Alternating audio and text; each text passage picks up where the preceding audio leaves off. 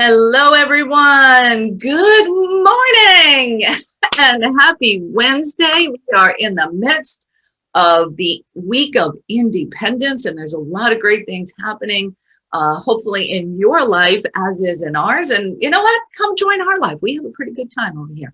So, welcome to Wow Wednesday. I am your host, Nancy Matthews, one of the founders of Women's Prosperity Network. And every week, we bring you this midweek boost of motivation, education, and inspiration. And today's a super special day because I am bringing you one of our co-founders, Miss Trish Carr, the master of the communication, the leader when it comes to identifying your speaking styles and your presentation skills, upping them for influence and persuasion. She has worked with Fortune 100 companies, and I get to work with her every day. How lucky am I? She is my sister from the same mister. You know, they always say my sister from another sister, and the same mother, as a matter of fact. Please welcome Trish Carr, and the crowd goes wild. Woo! Woo! Everybody, welcome. Nice to see you on this Wow Wednesday. Yes, yes, yes. Good morning. Let me see here. I'm having a little challenge with the Facebook connection, so I'll go back to that in just a moment. And Trish, we're here today, and I think it's really key that in this conversation we're having about the 5 deadly blunders in presentations and how to avoid them in your sales presentations, particularly. Yes. Because one of the things that I know for these heart-centered, impact-focused women entrepreneurs that we work with, they're here to make a difference. And this skill set of selling is something that it creates some blocks. So I'm really grateful for us to be having this conversation today and go over these blunders. So I'm going to toss it to you, and let the audience know if you have questions or comments, go ahead and put them in the feed and the chat below, and we will get to those about 30 minutes into the discussion with Trish today. So take it away, Trish. Well, thank you so much. I'm so excited to be here to talk about my favorite subject, and that's really communicating with influence. You know, a lot of what we talk about is from the stage, right? And that stage can be on Zoom. That stage can be on StreamYard. That stage can be on Facebook Live. That stage could be on Instagram. That stage can be also in person. That stage is also when you are you remember having conversations on the phone? Like Yeah, the right. phone between you and me having a conversation when I'm talking to someone about how I can support them in their life with the services that we provide. It's the same thing. It's the same blunders. There may be one in here that doesn't apply exactly, but when you're making a presentation, even one-on-one or to a group of prospective clients, all of these blunders, if you will, that I see over and over again, these are the ones that, as long as you're aware of them and you do just the opposite, and I'm going to tell you how to handle it, you're going to be great. And, I think I liken this to, remember when you were laying in bed one morning, Nancy? You're And talking to me? yeah. You remember you're laying in bed one morning and the phone rings. And Uh-huh. on the other end of the phone is a local celebrity, if you will, who works at the local news station. She does a 1-hour, hey, what's happening around here TV show. And she calls up and she says, this is really early in the morning. You were probably still doing your whatever you're doing, journaling, Like yoga, whatever, right?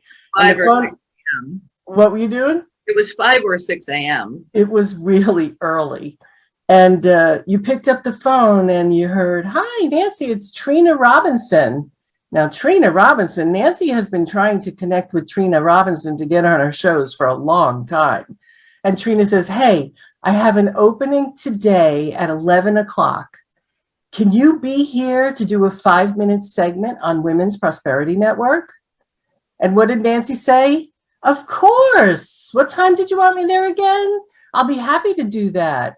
And boom, you made it happen. You were on TV that same exact morning. You needed to travel for about an hour. So everything was really not great in place. You had to get up, do your hair, do the whole thing. And I thought to myself, how amazing is it that my sister is able to say yes to when a big opportunity comes our way? Like how most people would be going, but no, you said yes. And that's because you've really honed your communication skills. You've honed your communication skills so that when you are given an opportunity, whether it's 5 days from now or 5 minutes from now, you can actually articulate whatever message you want to give, whether that's in an interview or whether that's you standing up with no support other than your voice going out to the audience. And don't we all want to be able to do that, right? And here's the thing. So thank you for bringing back that memory that I had forgotten about. And here's the key. You mentioned that when the phone rang, I was probably in the midst of what my morning ritual, which was journaling, meditating, getting into my creative zone. And here's the key. Luck. Some people might say that was lucky, right? Yeah. But luck is when preparation meets opportunity. Luck is when preparation meets opportunity. So for those who want those opportunities to come that way, you want to be prepared for when that happens. And that happens way before the opportunity comes. Right. So that's why, tuning in to classes like this, coming to our speaker training, the other pieces we do, going to conferences, reading books. We must prepare in advance so that when the opportunities come, we can say yes with confidence. Yes. And we always say yes and figure out how later. Mm-hmm. And, just telling you that story at this moment, something came back to me. So I was booked to be on TV in a couple of different markets. And I was in Nashville, Tennessee. And I had 2 different speaking engagements, television, both morning shows. One was like 7:30 in the morning. The other was like 9 in the morning on a Sunday. This girl, not a morning person. Definitely not on a Sunday. Not on any day. Like for me, I woke up a half hour before we had to be online together today. So not a morning person. So and let me tell you that I was nervous. And most people don't know this, I get really anxious before I'm speaking, especially to a new group. And, it's like stage fright. And I have to work through it every single time. Funny, I've been speaking for how many years? More years than I'm going to tell you. Yet I, Trish Carr, the person who teaches public speaking, I get stage fright sometimes. So I had stage fright because I was going to be on TV. I had 2 gigs. I wasn't sure what I was really going to talk about. I knew what I wanted. So the first gig, I go at 7:30 in the morning. And I was nervous. And when I met the person I didn't even meet the person I was going to be talking with. And I'm introduced and I did the bit and it was only 5 minutes and I knew I stunk. Oh, no way. No, I wasn't good. I wasn't sharp. I wasn't on. I was so nervous. And the second time was exactly the opposite. 3 hours later, I was comfortable. I loved the host. I met her before. It calmed my nerves. But here's the thing I did not do the first time that I did the second. And this, my friends, is the first deadly blunder of public speaking. What I didn't do the first time, I didn't connect. There was no connection between me and my audience or me and the person that I was talking to. I was simply going by rote, by memorizing, if you will, what it was I was going to say. I wasn't there. I wasn't present. And I didn't connect. You were in your head. I was in my head. And one of the greatest things I learned from Dr. John Maxwell, who many of you know, who is a leadership guru, has written over 90 books.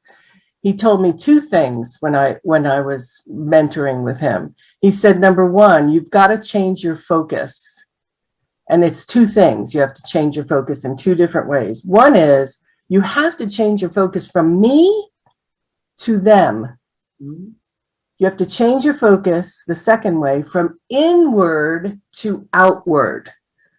So that means that you got to get out of your head. Because if all you're doing is worrying about, am I going to be good? Am I going to say the right things? Do I have everything in order? If you're just going through, what do I have to do? How do I have to act? Then you're acting and you're not connecting. So Let me, the other, lem- what were you going to say? I was just going to dovetail on that because I too get butterflies in my stomach, and you know, if you're matter of fact about it and you're not feeling a little energy ramped up, like how committed are you to delivering? So it's okay. Totally. It's okay. It's actually good to feel that energy coursing through your veins. And when I first learned this blunder after making the mistake so many times, by the way, so thanks, Trish, for guiding me in that. I created a simple mantra, a prayer, if you will, that I say to this day before every single presentation. And that is, dear God, dear universe, dear God for me, please let my words be clear and let the message be what they need to hear. Not what I want to say, what they need to hear. And when you've done the preparation on the front end, you can relax into that to create the connection. Yeah, it's really about trusting that the right words are going to come because you are well practiced, you are prepared. I was prepared, but I let my mind take over. Yeah. All right. So blunder number one, not connecting. Not connecting. Okay. Now, and one of the easy ways to connect is to use their language, to use the things they say, to use regular people words. You know, in the many things that we do in terms of communication, whether it's working with our Momentum Mastermind members on their messaging, or whether it's working with one of my higher level clients who are getting their speeches done, who are practicing with me, the biggest thing is using real people words. We tend to forget that we're talking to people and we need to speak to them like we're reading USA Today, not like the New York Times. You follow me? Yep. You've got to use the regular words. Like I was in Pennsylvania a few years ago, and there was a flyer. I was at a Red Robin, which is a hamburger place, right? A Red Robin in Scranton, Pennsylvania, home of the TV show The Office. And regular people live in Scranton, Pennsylvania. And there's this flyer there about this charity that was happening. And I pick it up and I read it. And it says this, listen, our mission is to provide equine therapy for autistic children. I'm like, okay, equine therapy, that means they work with horses, I said to myself. And I was like, oh, that's cool. And then I went on to read. This therapy has shown evidence-based efficacy, and research and observational findings show that equine-assisted therapy yields a variety of psychotherapeutic benefits. I'm like, what are they saying? I had to slow down to read it and figure out what they were saying. So it's so important that you use regular people words. You can say that and then come back and say, okay, so let me explain. Equine therapy is this and psychotherapeutic is that, right? It's okay to use the words, but you got to explain. And don't think you're insulting your audience. You're not. You know, you can say most of you understand exactly what that means. But for those of you who these are new concepts, let me explain it to you. So that's one of the easy ways to connect with your audience, is stay away from your acronyms, the way you speak, the way you hear your company's product or your product explained. So that's number one. Number two is one of my favorites. The number two blunder, and I see this over and over again, is death by PowerPoint. It's death by PowerPoint. Like you're sitting there and you're listening and it's slide after slide after slide. And the slides aren't fun. The slides don't have jokes on them. The slides don't have pictures on them. The slides have words on them. Just bullet after bullet after bullet. And I'm sitting there and going, why am I listening to you when I could simply be reading your slides? And talk about not connecting. So PowerPoint is meant to be a support for you and a visual for your audience. It's not meant to be your entire speech. So if you're putting all the words on there, then you are doing a disservice to your audience. One of my favorite expressions is when I'm in a group and I'm watching a presenter and they're going, and they turn to a slide and they go, now I know you can't read this, but if I can't read it, don't put it up. Bottom line, don't put it up. And if it's too big for the slide, make it 2 slides. So I know you can't read this. And I go, oi, oi. So PowerPoint's supposed to help you, serve you, to keep you on track, right? That's why I use it, to be honest with you. And the only other reason I use it is because it can be used for levity. It can be used to when you can show a quote that supports your point of view, when you're giving them a visual that helps them remember. You know, a pie chart is great. All of those things are great, but make sure the audience can see it. And especially on Zoom and StreamYard and all of the onlines, remember now, instead of seeing you on a stage with a screen next to you, which is great, it's good, now I'm seeing this little itty bitty picture of you next to a big slide. So you get lost. So my advice is to use your PowerPoint sparingly. Just the slides that really support, not the slides that are there to help you remember what to say. Well, and this goes back to deadly blunder number 1, because Right. you want them to connect with you, and all they're having is the slide deck, especially when we're in a virtual world. They're not going to be able to connect with you. And people build relationship with you, not with PowerPoint. Right, exactly.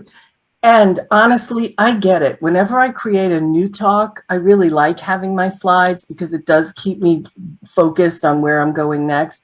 But here's the other side of that.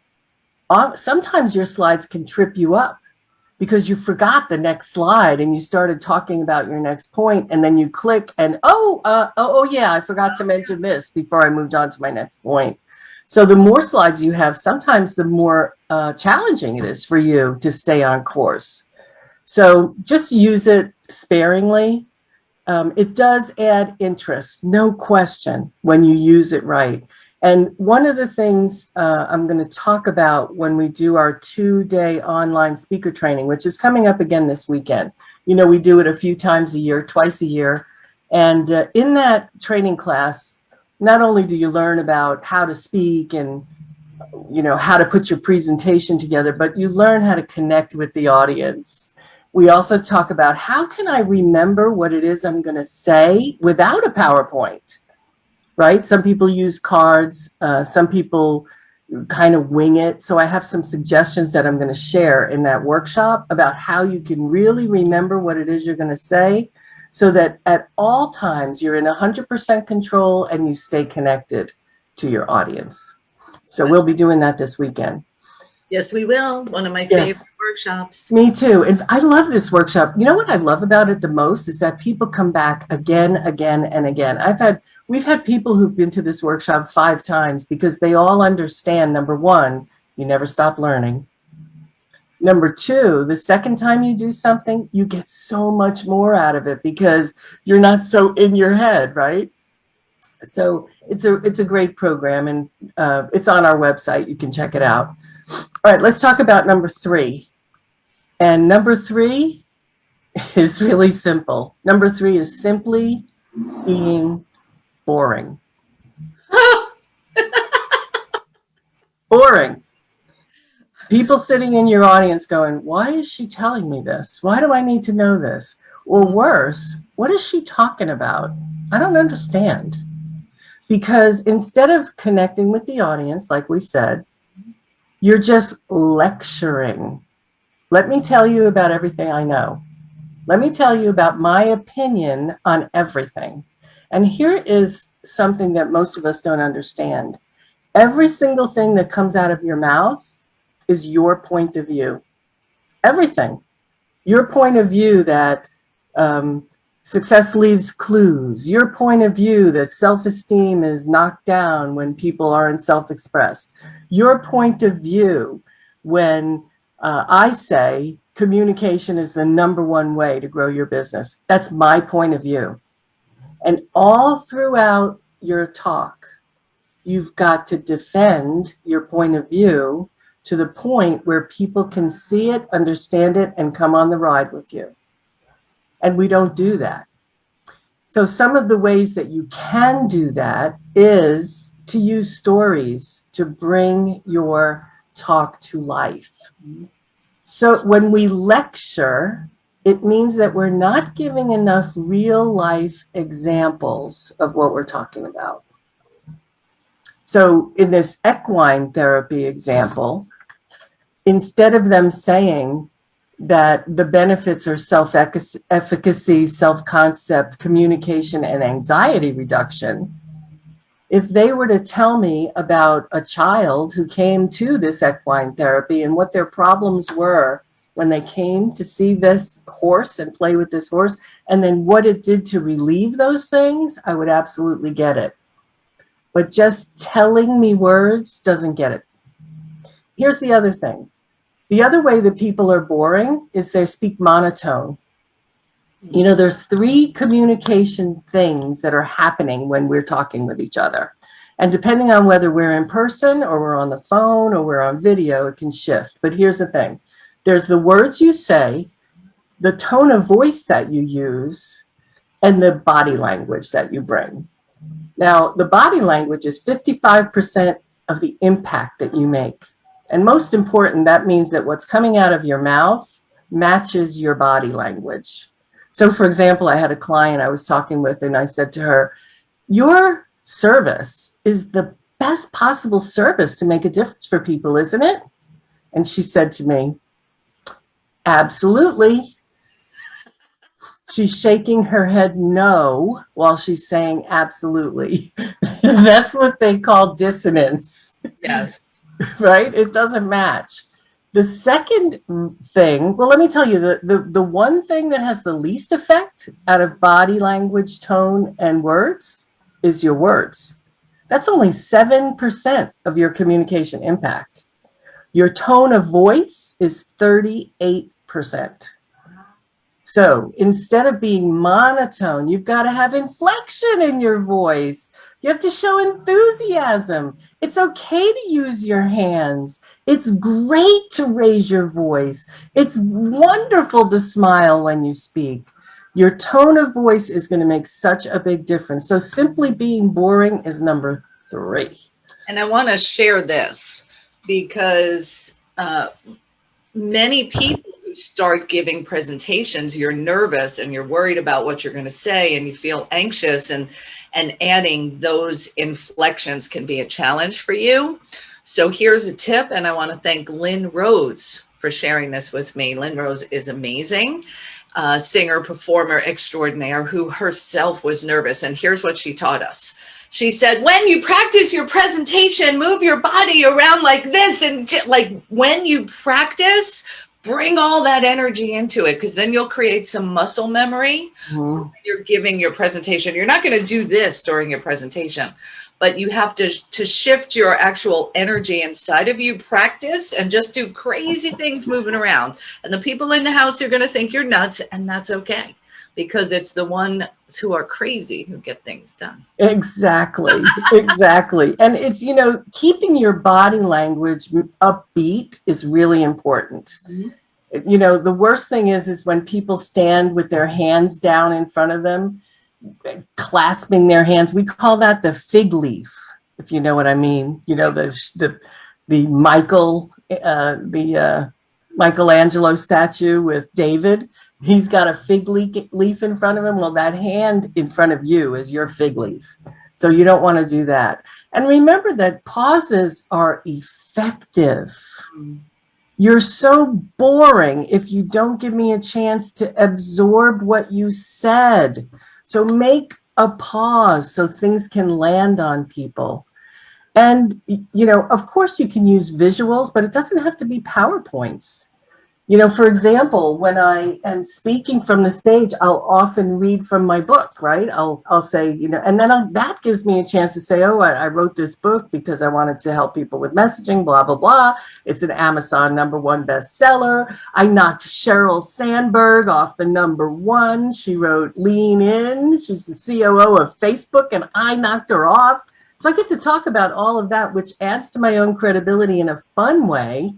And when I open and read the book, it's a prop.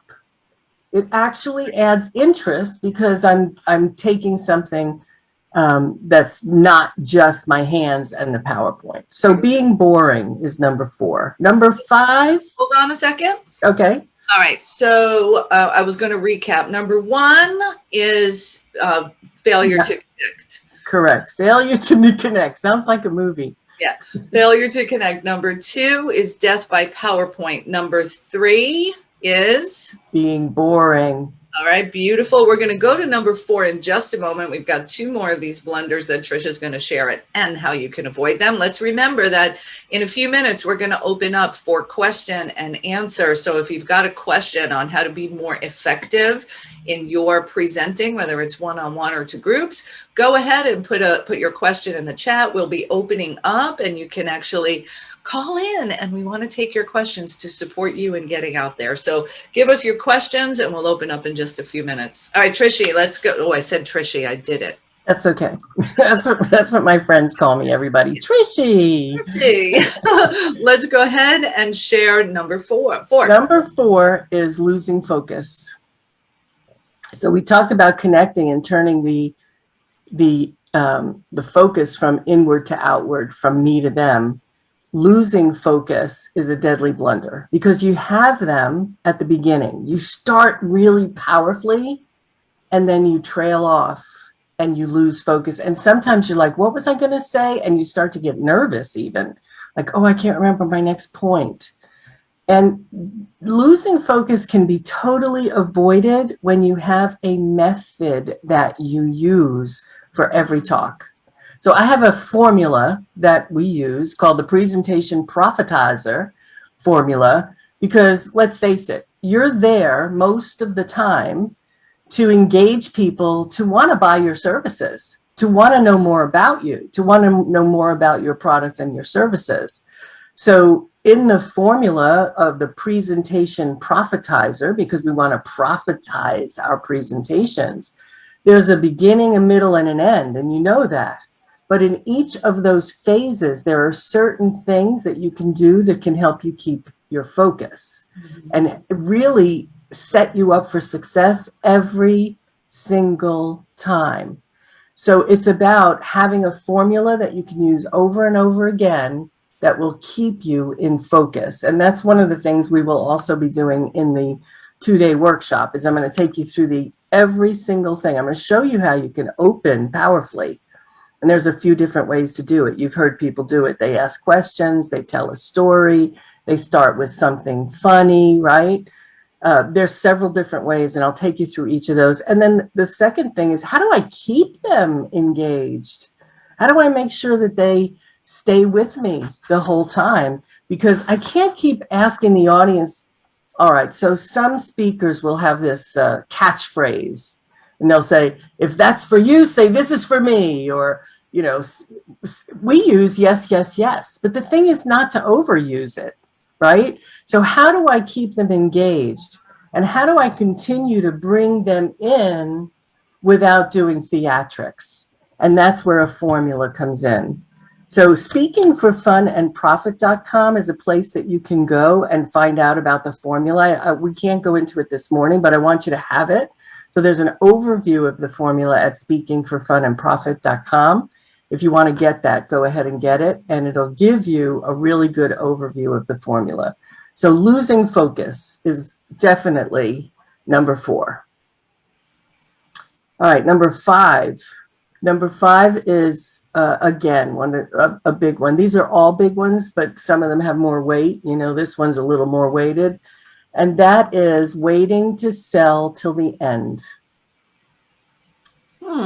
Waiting to sell till the end. And most people would think that's actually respectful. you know, because they don't want to be salesy throughout their presentation. 100% not. You do not want to be salesy. You don't want to come off like you're selling Ginsu knives and wait, there's more and there's only 5 of them and you can gotta get it or it's going to go. All of that noise is not what I'm talking about. What I'm talking about is, if you remember, one of the things I said earlier on was everything that's coming out of your mouth is your opinion, and everything coming out of your mouth is your point of view. So you are selling yourself, your products, your services all the way through. Mm-hmm. It's if I have not even mentioned what I'm going to sell, if I have not mentioned my book and it's what I'm going to sell, I'm lowering my chances, because at the end, 2 things can happen. One is you run out of time. You have so much you want to tell the audience that you have 3 minutes left and now you have to make your offer. I know it happens to a lot of us. It has happened to me. So I get it. However, if I have given you throughout my presentation everything that's going to be in the package, I've talked about I've done it today, ladies and gentlemen. Today, I told you all the things you're going to learn when you come to the 2-day online workshop. All through this, I've been sharing with you, this is something important you have to learn. Here's a little piece of that, and there's going to be more in the workshop. I mean, I'm pulling back the curtain. So it's no surprise that right now I'm telling you that this workshop is one that will change the trajectory of your career, because you will learn how to communicate in every situation. Writing, speaking one-on-one, speaking to groups, on your posts, on your Facebook messages, your videos, everything. So I really urge you to invest in yourself a couple of days and a ridiculous amount of money that is so inexpensive. I say to myself, I want people to come. I want it to be affordable. So we make it really affordable. So when you go to womensprosperinetwork.com/speaker training, all one word, you'll get all the details on it. And the workshop is Friday and Saturday, and it's from noon Eastern, so that's 9 a.m. Pacific, till 5 Eastern, both days. So you are worth, your business is worth the investment of 5 hours a day and a silly amount of money, more money than I'll tell you, what we charge for this, I spend on a Saturday. Just going, I do. Just going out to eat and having a couple of drinks with my friends. I spend this all the time. So anyway, so the blunders, not connecting. Death by PowerPoint. Number 3 is being boring. Number 4 is losing focus. And number 5 is waiting to sell till the end. I recently saw a speaker who couldn't make an offer. You know, sometimes people say you can't make an offer. By the time we got to the end of his presentation, I knew everything about what he offered, how much it cost, how much time it was, because he sprinkled that in all the way through. I never felt like he was selling me. All he was telling me was, I work one-on-one with people. I do workshops. Sometimes I do this workshop. Sometimes I do that workshop. The price of this is only $100. And by the end, I was like, great, I can go talk to him and do his thing. He didn't have to stand up there and say, okay, now I'm going to sell you my package. Are you ready? So I hope those help. I know that they help me, and I trust that they'll make a difference for you as well. And they made a huge difference for me. So thank you so much, Trish. We're going to open up for question and answer in just a moment. So if you've got questions, put them in the chat. You can also hit *6 on your phone and to be unmuted, and we'll go ahead and take your questions. And, you know, pulling back the curtain, that's one of the things that we love to do. And that's why we call this the business of speaking, because there are so many questions and unknowns for entrepreneurs on how to get speaking engagements. What are the things that you need to do? What's the preparation? How do you time your presentations? Like, there's so much on the business side of speaking. Yeah. Yes, you want to practice and get your skills down and learn the formula and do all those things. But that's only a small piece of really using the power of speaking to groups to scale and leverage. Yeah. What we want, because that's huge.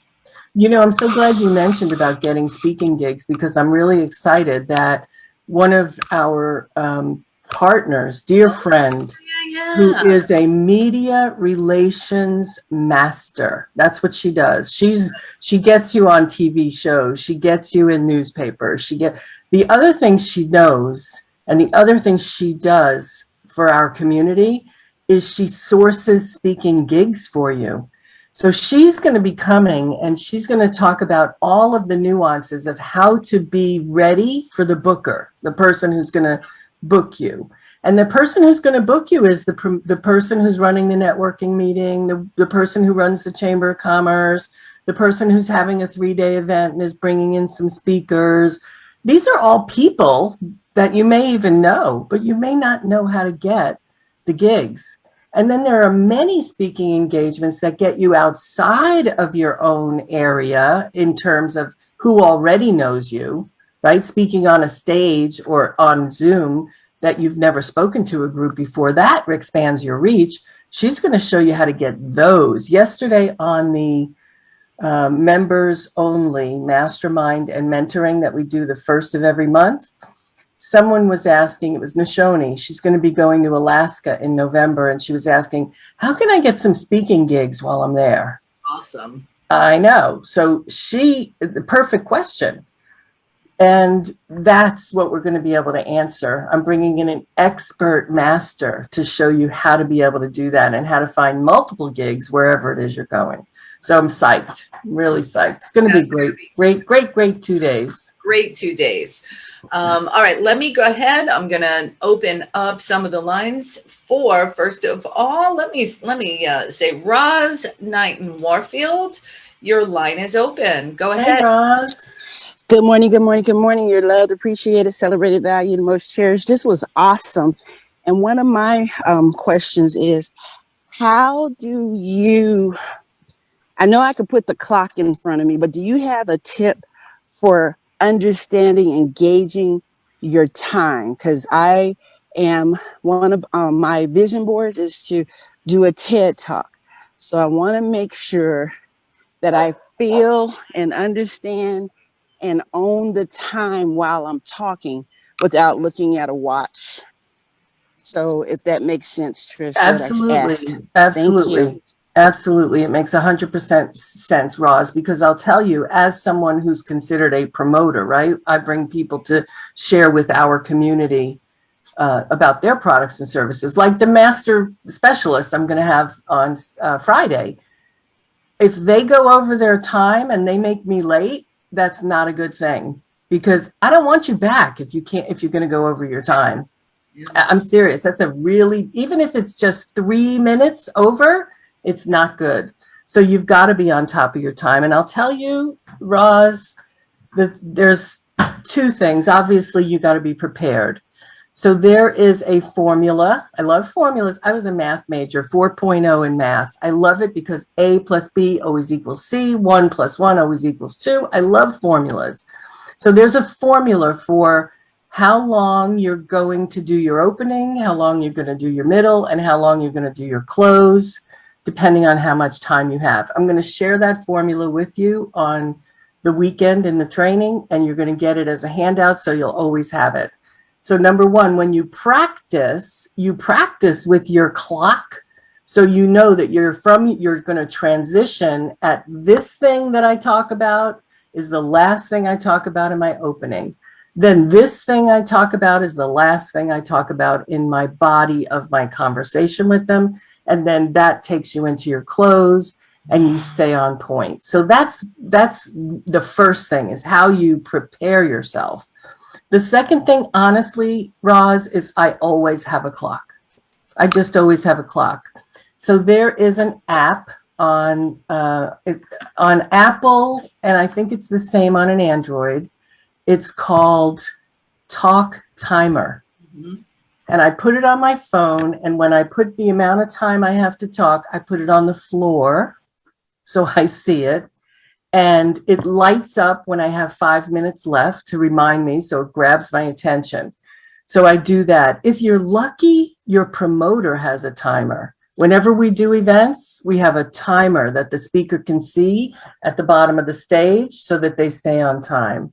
So if you don't have your phone with your talk timer, and I highly suggest you do, then the other thing is knowing what your sequence is and practicing so that your body gets in rhythm with it, because literally you get muscle memory when you do things like Nancy was talking about.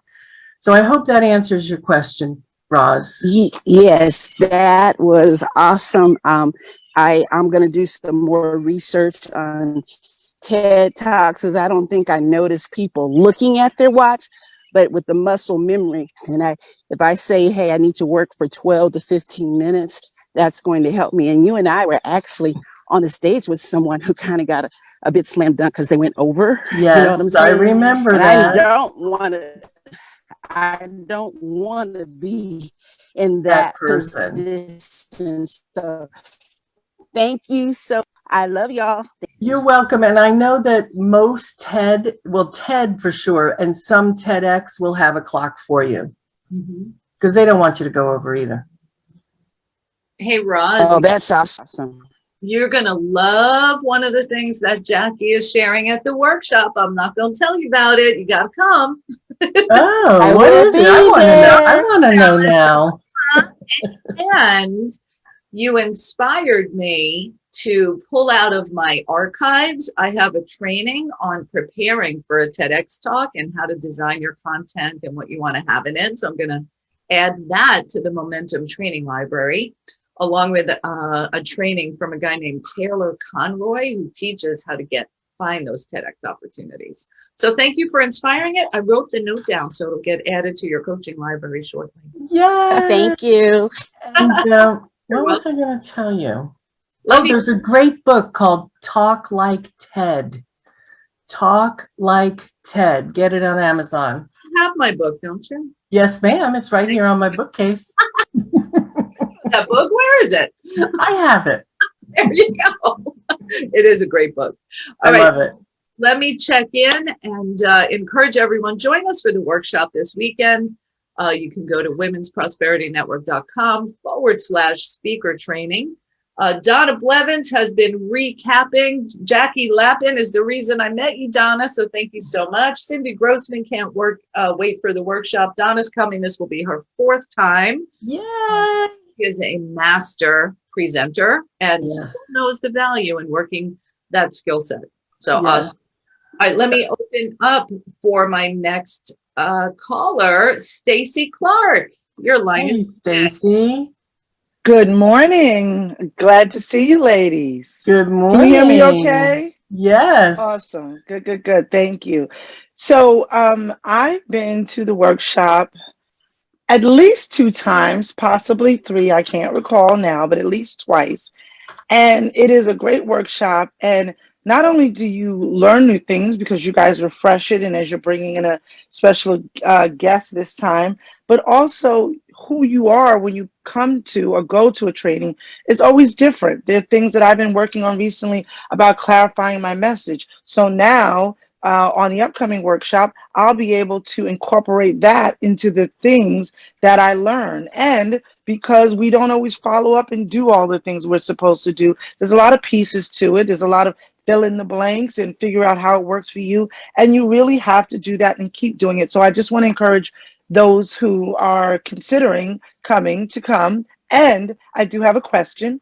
My question is this. It's interesting. You talked about going outward instead of inward. What's in it for them? What am I here to do?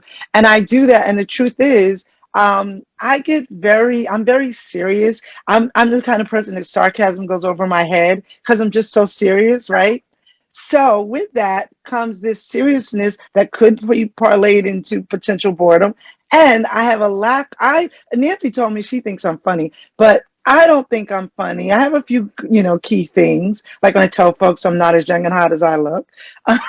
But sometimes I feel like I'm not as humorous or funny as I'd like to be because, again, I get very serious and passionate and committed about what I'm talking about. So I know we'll learn more at the workshop, as always, but I was hoping you can give us a tip or two about incorporating humor and learning to be more humorous when you're very serious and about what you're doing and trying to get your message out there. Thank you for that. You are so welcome. Okay, so we are kindred spirits here. I'm very serious. In fact, when I'm not smiling, people think I'm going to take a hatchet and put it between their eyes. Right? I have what I lovingly call resting witch face. All right, RBF or RWF. That's yes, right. I'm not crazy about the B word, so I use that.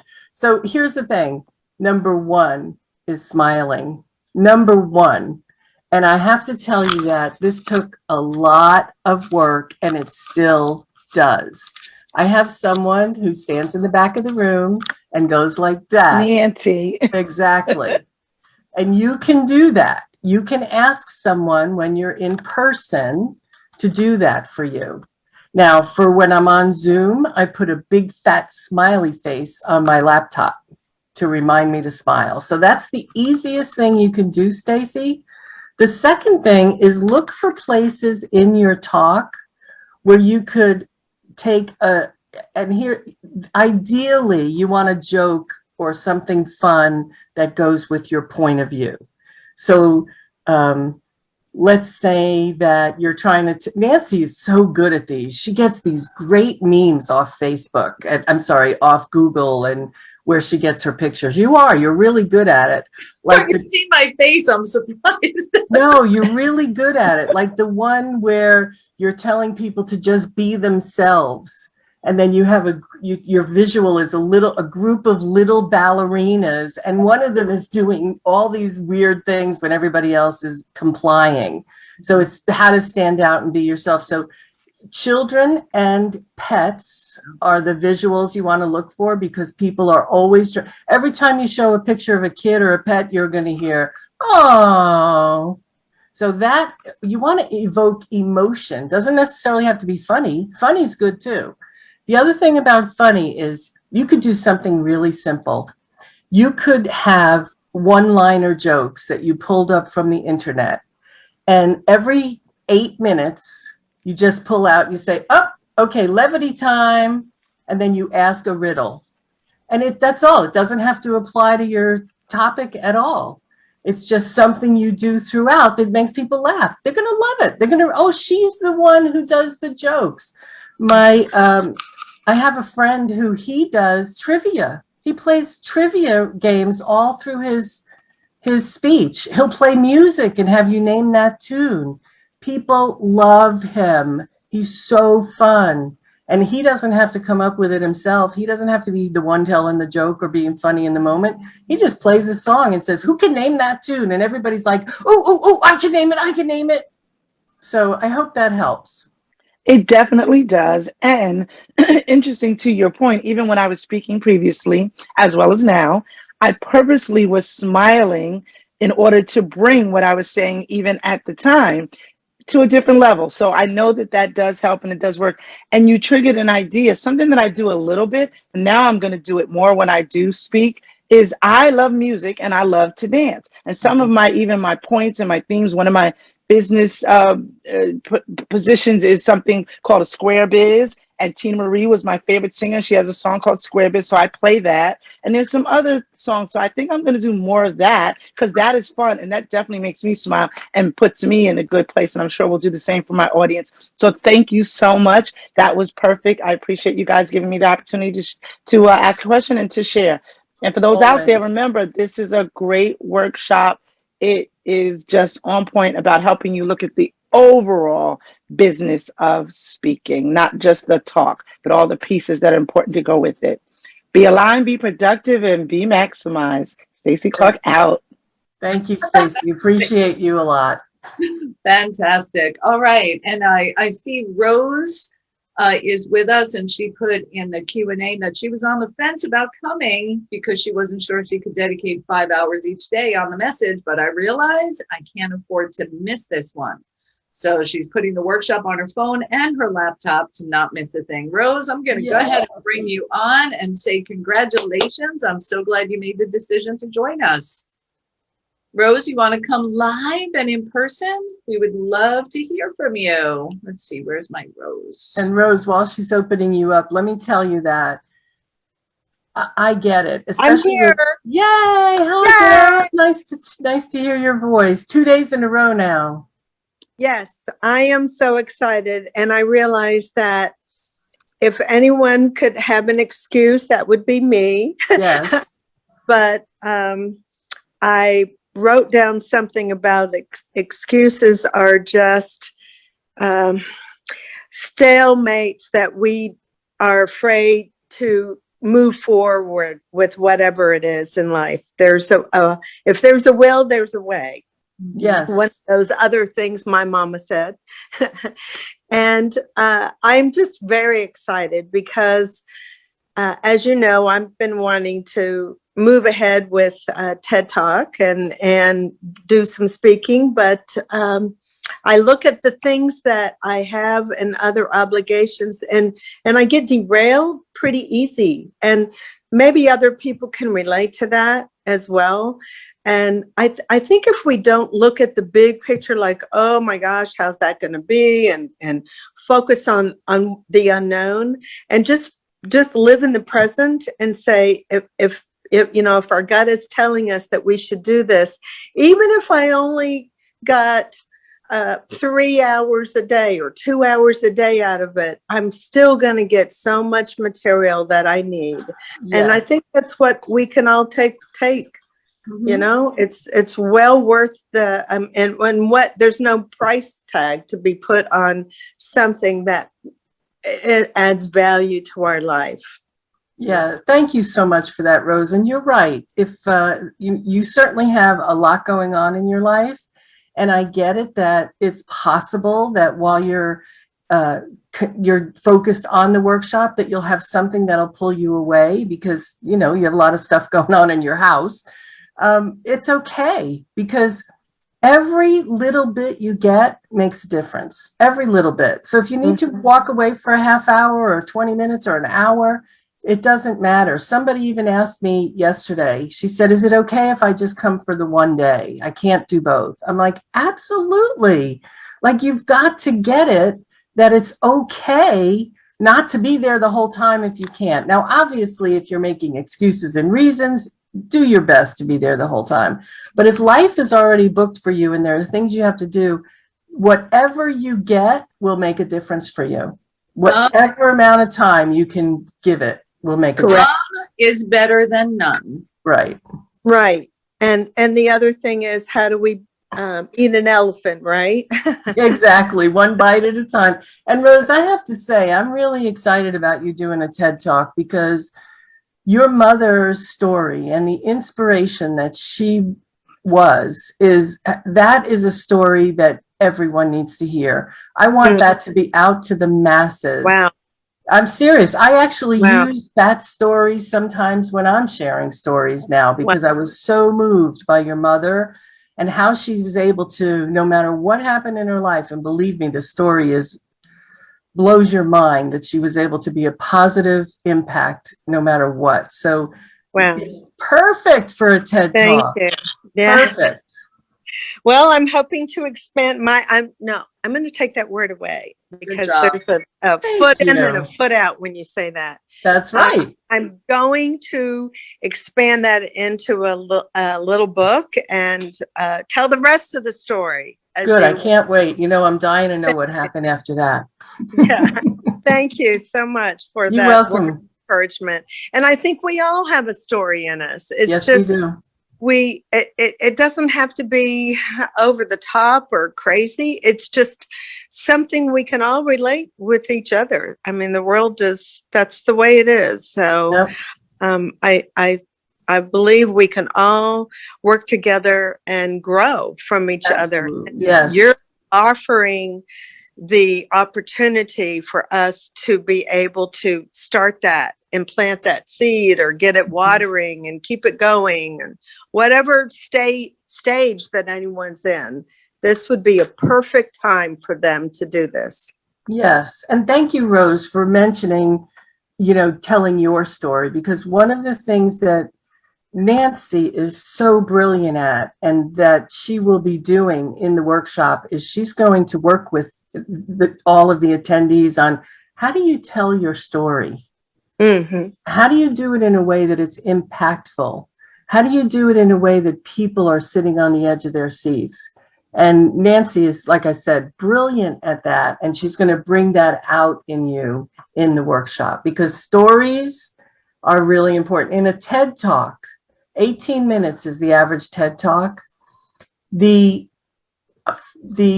longest standing ovation in TED history was done by someone who took that 18 minutes and spent 12 of those minutes telling stories. Mhm.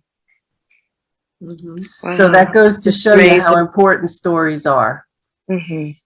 That's amazing. Okay, well, we should all be very excited. I can't wait till Friday. Me Yeah. too. Wonderful. All right. Thank Love you guys. Thank you. Thank you. And a few people have asked, is this going to be recorded? Yes, it will be recorded, and everybody who's registered for the workshop will get the replay as well as the handout. So you'll have all of that to go back to. So if you get pulled away, you can always go back and do that piece. Right. The other thing that we are really committed to doing, and Rose, you really sparked this thought that I'm going to share right now. So Women's Prosperity Network, our mission is about this movement of extraordinary women making a positive impact in the world. Here's what I know. And if you're watching this right now, whether it's on the replay or live, and you're here, your purpose, your meaning, your fulfillment, and your potential is about making a positive impact in the world, whether it's in your family, your community, or the world at large. If that's you, give me a yes, yes, yes in the chat. Yeah, for sure. That's what our community is about.